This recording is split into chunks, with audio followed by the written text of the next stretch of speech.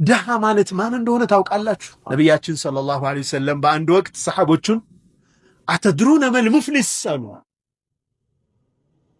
ድሃ ማለት ማን እንደሆነ ታውቃላችሁ?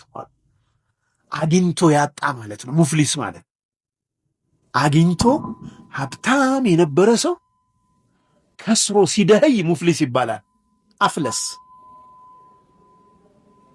ባንክራፕትድ ማለት ነው። የነበረው ሰው ሲከሳስር ማለት ነው። ትነግሩኛላችሁ ወይ? ማን ነው ይሄ? እንዲህ አይነት ሰው ታውቃላችሁ ወይ? እስኪ ንገሩኝ አሉ ነቢያችን ሰለላሁ ዐለይሂ ወሰለም። ሰሐቦቹ ምን አሉ?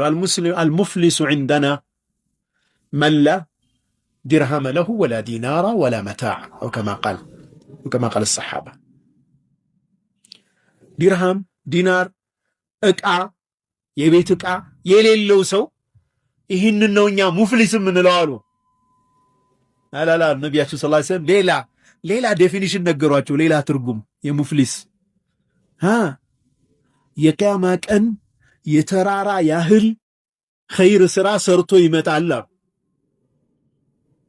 ጾም፣ ዘካ፣ ሰደቃ፣ ለይል ሰላት ከምሮ ይመጣል። ወቀድ ሸተመ ሃዳ ከዚሁ ጋር አብሮ ግን አንዱን ሰድቧል፣ የአንዱን ክብር አጉድሏል፣ የአንዱን ደም አፍሷል፣ የአንዱን ገሏል። ሌላ ደግሞ መዓት የሰው ሐቅ ደግሞ ተሸክሞ አብሮ ይመጣል።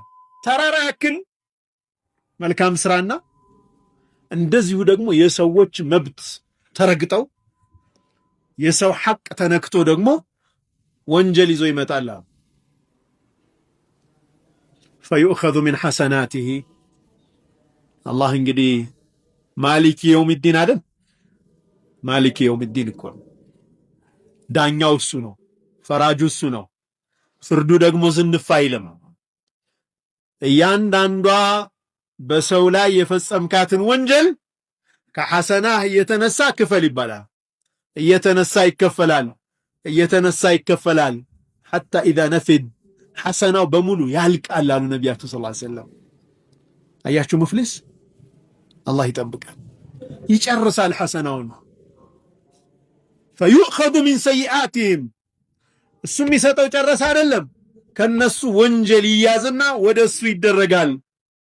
ثم يطرح في النار ከዛም ጀሃነም ላይ ይወረወራል አሉ ነቢያችን ሰለላሁ ዐለይሂ ወሰለም። ሀብታም ሆኖ መጣ፣ መጨረሻ ላይ የሰዎችን መብት በመዳፈሩ ምክንያት ምን ሆነ? ባዶ ሆኖ ከድህነትም በታች ኔጌቲቭ ገብቶ ወደ ጀሃነም ወረደ።